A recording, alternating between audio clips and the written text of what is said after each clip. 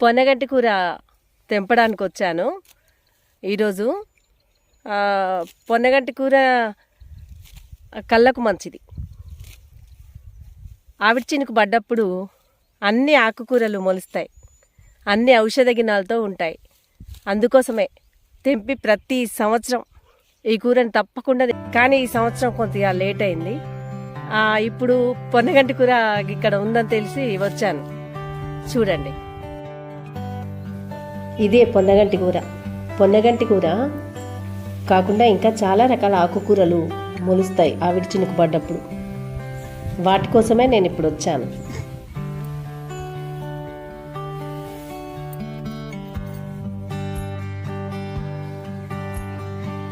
పొన్నగంటి కూర అక్కడికి వెళ్ళాక తీసుకొచ్చాను.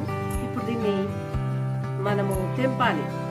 పాలకూర అయితే కోస్తాం, ఏ కూర అయినా మంచిగా కోస్తాం కదా, అలా కోయద్దు. వీటిని ఆకులు మనం తెంపుకొని పెట్టుకొని కూరకు రెడీ చేసుకోవాలన్నమాట.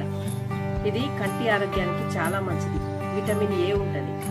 తొలకరి చిలుకల్లో బాగుంటుంది. తర్వాత ఒక ఆషాఢ మాసం వచ్చిన తర్వాత దీనికి మొత్తం పురుగు మసిపేను లాంటివి వస్తాయి అన్నమాట. అందుకోసమే అప్పుడు తినరు. శ్రావణ మాసంలో అసలే తినరు. శ్రావణ మాసం తర్వాత ఒకవేళ దొరికితే తినొచ్చు. ఇప్పుడు కొన్ని తోటల ద్వారా కూడా పండిస్తున్నారని మార్కెట్లలో కనిపిస్తుంది.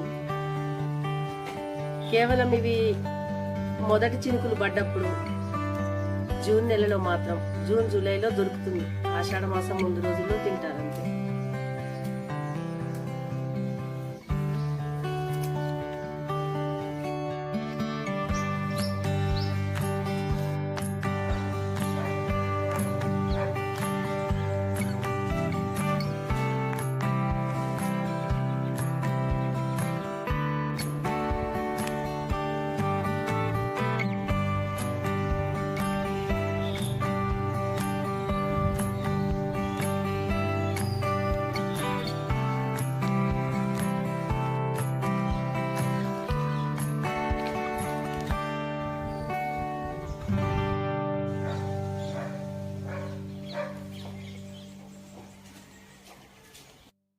కూర వండే విధానం: గిన్నెలో నూనె పోసుకొని పోపు వేసుకోవాలి. నూనె కాస్త ఎక్కువగానే పడుతుంది.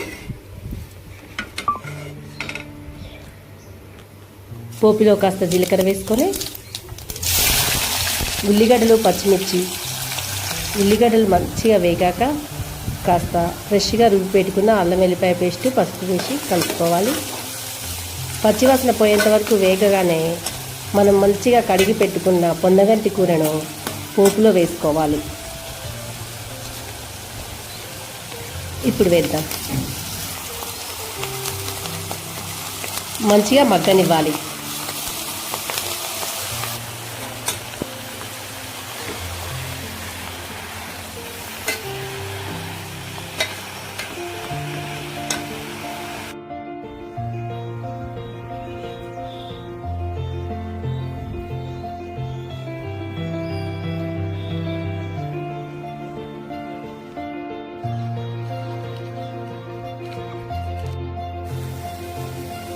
కూర మంచిగా మగ్గిపోయింది.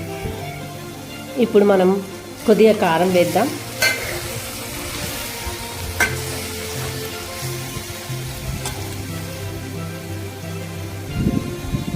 కొద్దిగా ఉప్పు కూడా వేద్దాం. ఉప్పు వేయడం కనిపించలేదు, స్కిప్ అయిపోయింది. మీరైతే వేసుకోండి. ఇప్పుడు మళ్ళీ కారం మగ్గేంత వరకు ఉంచుదాం.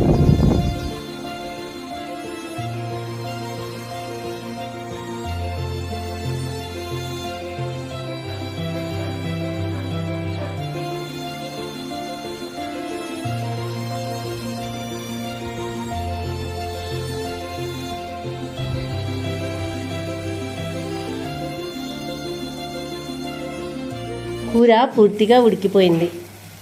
ఇప్పుడు కొద్దిగా మసాలా వేసి స్టవ్ ఆఫ్ చేస్తే కూర అయినట్టే. చాలా బాగుంటుంది. మీరు వండుకోండి. నాకు కామెంట్ చేయండి, లైక్ చేయండి, సబ్స్క్రైబ్ చేసుకోండి.